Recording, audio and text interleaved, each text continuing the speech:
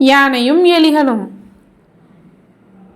ஒரு அடர்ந்த வனத்தில் பல நூற்றுக்கணக்கான யானைகளை கொண்ட ஒரு பெரிய கூட்டம் வாழ்ந்து வந்தது. அந்த யானைகள் பலம் வாய்ந்தவை, கம்பீரமானவை. ஆனால் சில வருடங்களாக அவர்கள் வசித்து வந்த பகுதியில் கடுமையான வறட்சி நிலவியது. அதனால் நீர்நிலைகள் அனைத்தும் வற்றத் தொடங்கின. யானை தலைவன் தனது கூட்டத்தை அழைத்து புதிய நீர் ஆதாரத்தை தேடி செல்ல முடிவெடுத்தான். பல நாட்கள் பயணித்த பிறகு அவர்கள் பசுமையான ஒரு காட்டு பகுதியை அடைந்தார்கள். அங்கே ஒரு பெரிய குளத்தில் நிறைய நீர் இருந்தது. யானைகள் மகிழ்ச்சியுடன் அந்த குளத்தை நோக்கி சென்றன. அந்த குளத்திற்கு செல்லும் வழியில் ஆயிரக்கணக்கான எலிகள் வசித்து வந்த ஒரு பெரிய கிராமம் இருந்தது. மண்ணுக்கடியில் எலிகள் தமக்கென நிறைய வீடுகளையும் பாதைகளையும் அமைத்திருந்தன. யானைகள் கூட்டம் கூட்டமாக சென்றபோது நிலம் அதிர்ந்தது. அதனால் ஏராளமான எலிகளின் வீடுகள் இடிந்தன. பல எலிகள் யானைகளின் காலடியில் மிதிப்பட்டு உயிரிழந்தன. நாள் தவறாமல் யானைகள் அந்த குளத்திற்கு சென்று தண்ணீர் குடித்துவிட்டு திரும்பியதால் எலிகளின் இனமே அழிந்து போகும் நிலை வந்தது.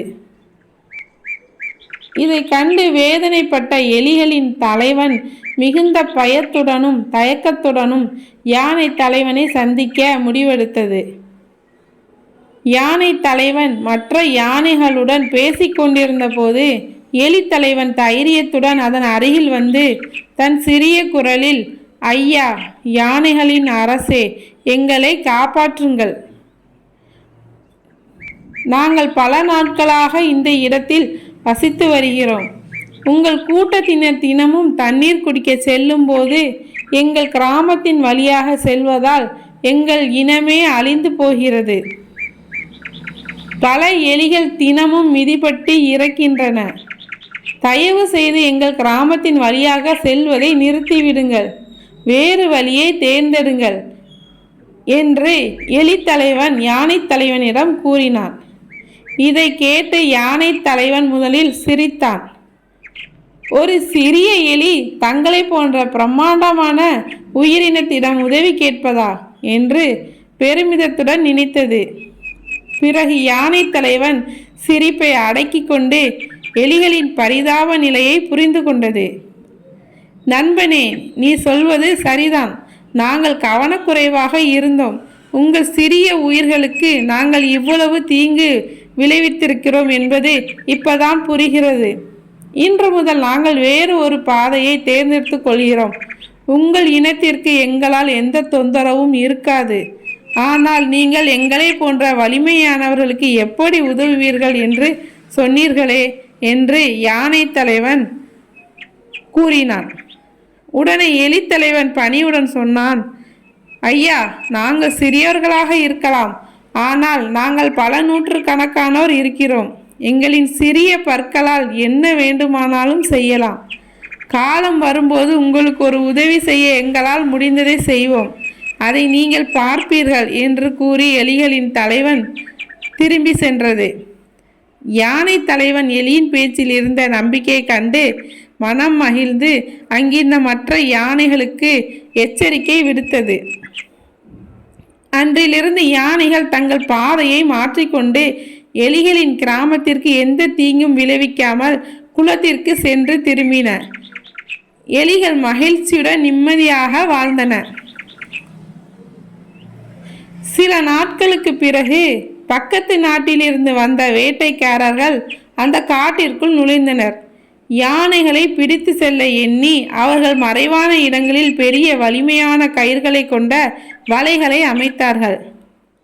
வழக்கம் போல தண்ணீர் குடிக்க சென்ற யானைகள் எதிர்பாராத விதமாக அந்த வலைகளில் சிக்கி கொண்டன. பெரிய யானைகளால் கூட அந்த வலிமையான கயிர்களை அசைக்க முடியவில்லை. யானை தலைவன் உட்பட பல யானைகள் சிக்கி வலையில் மாட்டியிருந்தன. வழியில் பிளிரிய யானைகளின் சத்தம் காடு முழுவதும் எதிரொலித்தது. அந்த சத்தம் எலிகளின் காதுகளுக்கு கேட்டது. உடனே எலி தலைவன், இதுதான் நாம் உதவி செய்ய வேண்டிய நேரம் என்று உணர்ந்தது. எலி தலைவன் தன் கிராமத்தில் உள்ள எல்லா எலிகளையும் உடனே அழைத்து, நண்பர்களே, யானைகள் ஆபத்தில் இருக்கின்றன. நாம் அவர்களுக்கு உதவி செய்ய வேண்டிய கடமை நமக்கு உள்ளது. அவர்கள்தான் நம் கிராமத்தை காப்பாற்றினார்கள்.